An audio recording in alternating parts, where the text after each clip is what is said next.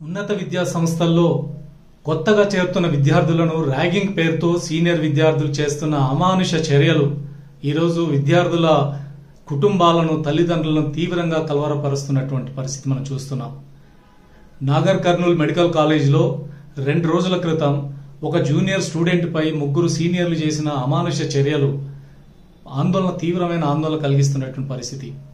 ఆ జూనియర్ స్టూడెంట్ను రూమ్లో బంధించి అతని గోడ కుర్చీ వేసి అతని మోకాళ్లపై సిలిండర్ని పెట్టి అరగంట సేపు అట్లానే కూర్చోబెట్టారు. బెల్ట్తో కొట్టారు. అతని సెల్ ఫోన్లో ఉన్న ఫోటోలన్నీ తీసి వాటిని ఇతర విద్యార్థులకు పంపించి ఆ ఫోటోలో ఉన్న వాటి మీద కామెంట్లు చేస్తూ ఆనందించడం అతన్ని తీవ్రమైన ఇబ్బందుల పాలు చేసినటువంటి పరిస్థితి. అతన్ని రక్తం వచ్చేటట్టుగా కూడా కొట్టారు. ఈ రకమైనటువంటి ఘటన మీద అతను పోలీస్ కంప్లైంట్ చేయడం, ఆ 3 విద్యార్థులను సస్పెండ్ చేయడం ఈరోజు అనేక పత్రికల్లో మనకు కనిపిస్తుంది. ఇది నాగర్ కర్నూల్ గవర్నమెంట్ కాలేజ్ జరిగిన ఒక ఘటన ఈరోజు మన ముందుకు వచ్చింది. కానీ ఇట్లాంటి ఘటనలు అప్పుడప్పుడు బయటకు వస్తున్నప్పటికీ కూడా అనేక ఘటనలు బయటికి రానటువంటి పరిస్థితి, విద్యార్థులు బయటికి వెళ్ళి చెప్పుకోలేని పరిస్థితి. ఇది అవమానకరం కావడం, లేదా బయటకు చెప్తే రేపు మళ్ళీ పరిణామాలు ఏ రకంగా ఉంటాయని భయాందోళనకు గురి కావడం, అక్కడ చెప్పినప్పటికీ కూడా మేనేజ్మెంట్ సరైన పద్ధతిలో స్పందించే పరిస్థితి కూడా లేవు.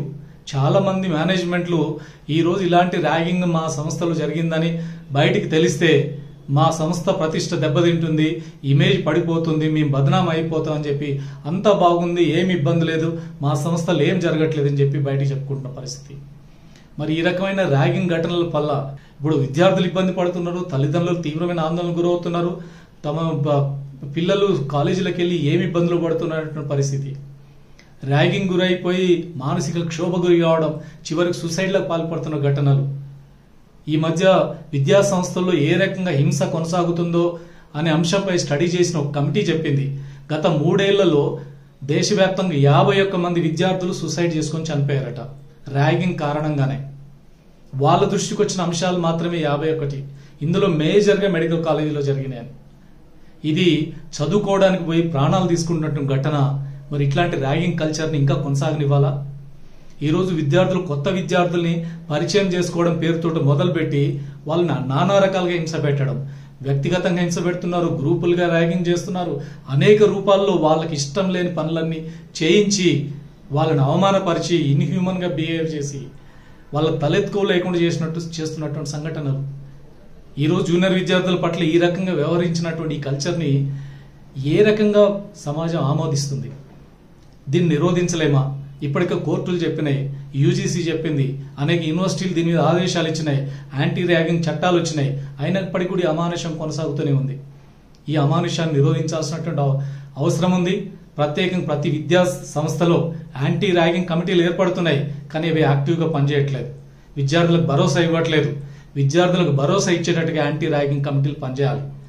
అందరు విద్యార్థులు సమానమే, ఎవరి డిగ్నిటీని ఎవరి రెస్పెక్ట్ని కోల్పోకుండా ఉండే పద్ధతిలో వాళ్ళకి ధైర్యాన్ని ఇవ్వాల్సిన అవసరం ఉంది. జూనియర్లను కూడా సమానంగా చూసే పరిస్థితి రావాలి. వాళ్ళని ఎంకరేజ్ చేసేటట్టుగా ఉండాలి, వాళ్ళని అవమానించే పద్ధతి కాదు. ఈ రకమైనటువంటి ఒక వాతావరణం విద్యా సంస్థలు తీసుకురావాలి. ఎక్కడైతే ర్యాగింగ్ ఎక్కువ జరుగుతున్న విద్యా సంస్థలు ఉన్నాయో వాటి మీద కేంద్రీకరించి వాటిలో విస్తృత ప్రచారం చేయాలి. ఎక్కడైనా ఎవరైనా ఇలాంటి ఘటనలు పాల్పడితే కఠినమైన చర్యలు ఉంటాయనే సందేశం వెళ్ళాలి. కమిటీలు, పోలీస్ యంత్రాంగం, ప్రజా సంఘాలు, విద్యార్థి యువజన సంఘాలు ఆ రకంగా విద్యా సంస్థల్లో ఈ ర్యాగింగ్ నిరోధానికి కట్టుదిట్టమైన చర్యలు తీసుకుంటట్టు చూడాలి. ప్రత్యేకంగా విద్యా సంస్థల్లో ప్రవేశాలు జరిగిన మొదటి కొంతకాలం పాటు ఈ రకమైన యాక్షన్ ప్రోగ్రాం తీసుకోవాలి. విద్యార్థి జీవితాలు కాపాడాలి. విద్యా సంస్థలో విద్యా వాతావరణం ధైర్యంగా విద్యార్థులు వెళ్లేటటువంటి పరిస్థితిని సృష్టించాలి.